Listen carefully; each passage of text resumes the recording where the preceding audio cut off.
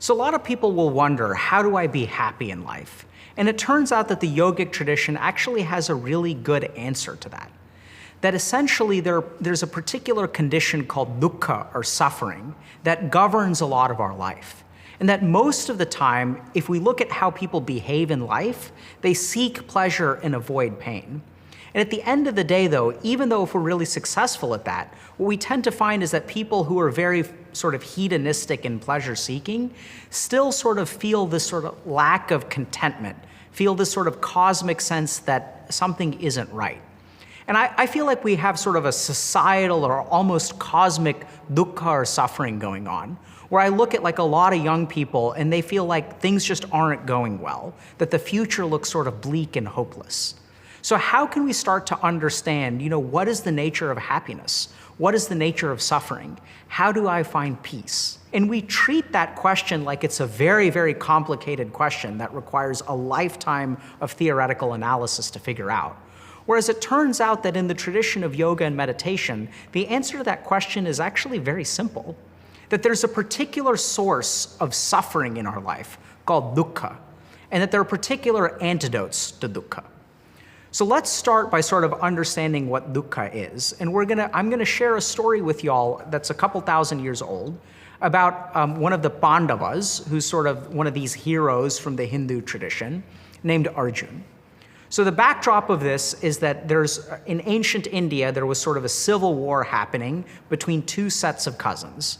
One set of cousins, or the Pandavas, were sort of the good guys, and they were arguably the rightful kings. The problem is that their cousins were very covetous of their kingdom and basically tried to steal half of it away, or steal the whole thing away. And so war erupted. And on the eve of battle, Arjuna is about to start fighting. And Arjuna's like a really great archer, and he's sitting in his chariot. And his charioteer, the guy who rides the chariot, is actually this dude named Krishna, who's viewed as divine, or actually an incarnation of God in the Hindu tradition. So Krishna's not actually participating in the conflict, because that would make things very unfair. But Krishna is providing advice to Arjuna. So Arjuna's there on the field of battle, and he looks across at the enemy armies, and he starts to despair. And he says, Krishna, I don't know if I can do this. And he looks across and he sees like members of his family, right? These are his cousins who he grew up with. He also sees his teacher, the person who taught him about right and wrong and taught him how to be, a good human being and how to use a bow. And he looks at even his grandfather, who he respects and adores so much. And he says, turns to Krishna and he says, I've worked really hard, I'm a really good warrior, and I know that we're sort of on the brink of civil war, but I just don't think it's worth it. And so what Arjuna feels in that moment is that he feels incredibly filled with suffering, and he feels this sort of cosmic sense of dukkha. And then he goes into despair. And so this is really fascinating. So then Krishna turns to him and he tells Arjuna, hey, here's why, I understand that you don't want to fight, but here's why you have to. And their conversation becomes something called the Bhagavad Gita, which is what some people call the quote-unquote Bible of Hinduism. And in that conversation, what Krishna actually explains to Arjuna is that your suffering has nothing to do with the situation. It has everything to do with your attachment to the situation. It has everything to do with your expectations about the situation. And if you want to be free from your dukkha, your suffering, what you need to do is let go of your attachment. So what I really love about the Bhagavad Gita is it's also probably the first recorded instance of psychotherapy. Because here you've got someone who's kind of despairing and sad, and you've got someone who's sort of knowledgeable, who walks them through that sadness and sort of helps them see the light and sort of feel more content. And so let's tunnel down a little bit further into this idea that dukkha, or suffering, this sort of cosmic suffering that we feel, has to do with our attachments. So if we look at the way that most people live their lives, we sort of seek pleasure and avoid pain, right? If we think about video games or substances, people will drown themselves in a bottle or sort of use marijuana to de-stress. It's always about sort of having fun and avoiding difficult situations. Like, I want to avoid asking my boss for a promotion because I don't want them to think I'm greedy. I may be really attracted to someone and may have a crush on someone, but I may never ask them out because I want to avoid that rejection if they say no. So if we look at our life, what we find is that for most of us, we seek pleasure and we avoid pain. The tricky thing is that even if we seek pleasure and avoid pain, we can get really good at it, and yet we still feel suffering, we still feel discontent. And I see this a lot with people who come into my office who will be actually very successful. So they'll be happily married, they'll have a successful career, and everything in life is going right. But they'll come into my office and they'll say, I'm depressed. And so as we tunnel down into that, it's not that they're sad. Dukkha isn't about emotion, because even someone who doesn't have dukkha can still feel sadness or happiness. This isn't on the axis of emotion. It's a slightly different axis of peace versus suffering. And so as we work with these people, what I tell them is I actually explain Buddha's story. So Buddha's the best example of someone who had everything.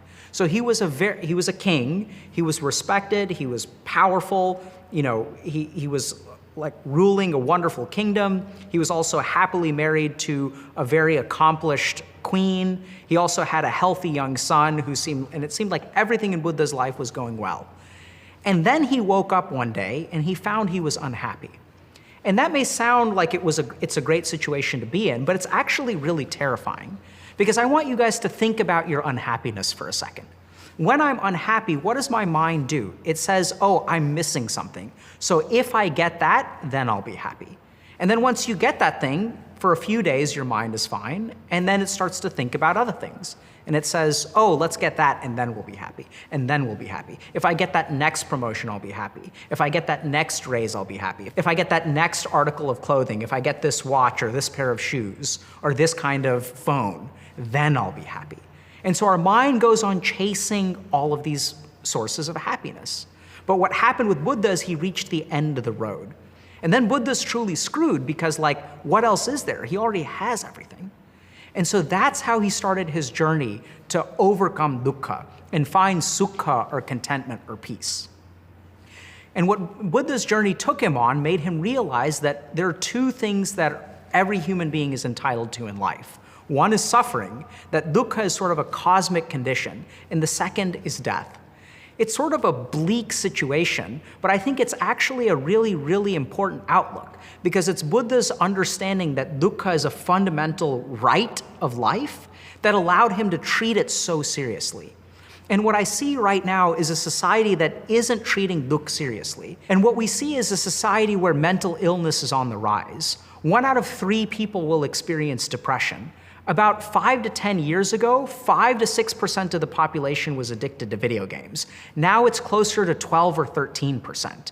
And if we look at people, if we talk to people, we find that everyone is more depressed. Everyone is more anxious. And what's going on here? Is the world genuinely getting sicker? Do we need an entire society that is sort of on antidepressant medication and anti-anxiety medication? I don't really think that's what's going on. I think what's happened is we've lost sight of where peace and happiness actually come from. We've started so much to chase pleasure and avoid pain that we've sort of forgotten where suffering really originates from. And so what Arjun learned and what Buddha learned is that suffering comes from our attachment to our expectations. And this may be kind of confusing for a second, but let me just use a couple of examples to illustrate. I want you all to go back to high school, and I'm assuming that you're not in high school, which even if you're in high school, that's totally fine. Just think about high school for a second, and think about how important everything was. How wearing the right kind of clothing or being with the right kinds of friends, or everyone was so obsessed with their crush. And so everything feels so important in high school. And if you're a parent or maybe you're a little bit older and you talk to a high schooler, it seems like this high school is their entire world and everything is so critical. And it causes them so much suffering. And then think about how you change a couple of years later, right? And this is where things get a little bit weird because it's not like any of the stuff in high school is literally any different. But what's different is you become detached from high school. It doesn't quite bother you as much. Having that one person as your friend, which felt like the entire world to you, is no longer that important. So as we kind of grow out of high school and we grow up and we expand our horizons, what we essentially do is learn to detach.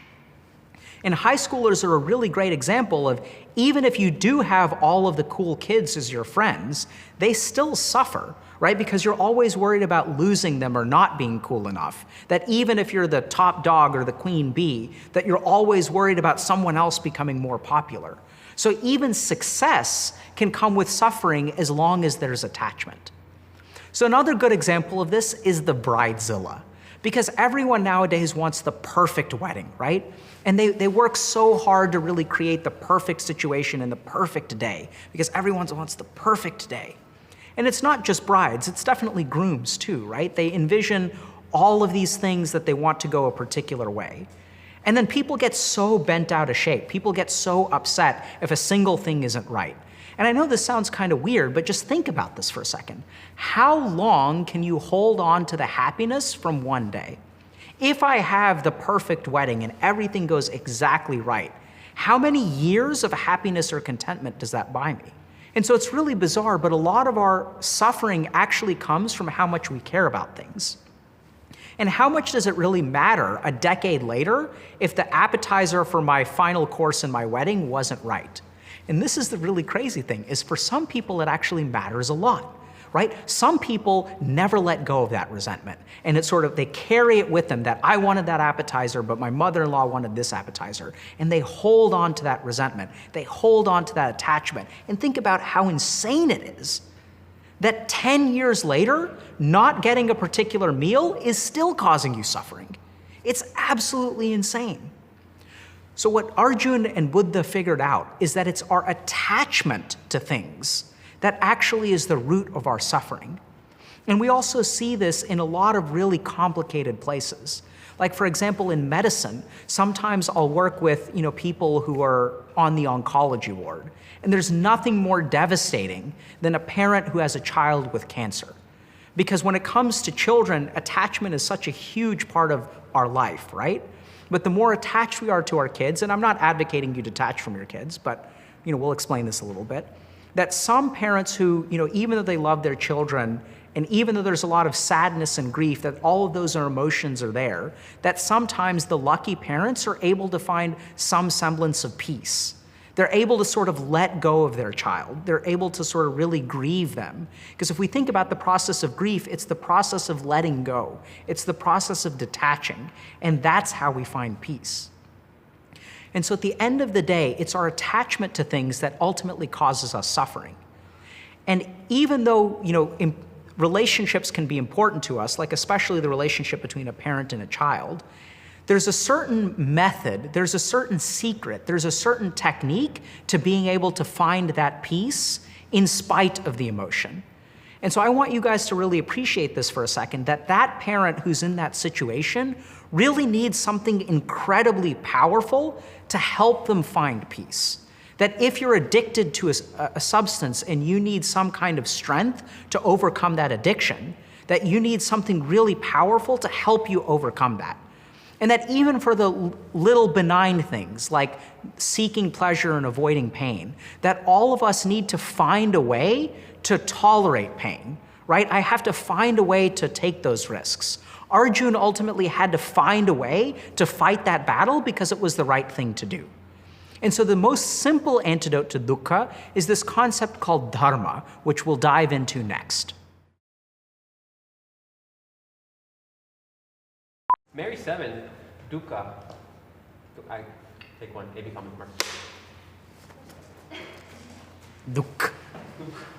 We'll now talk about dukkha. All right, go ahead. Most people sort of live life trying to seek pleasure and avoid pain. And yet, despite some of us getting very good at that, what you may find is that there's sort of still suffering.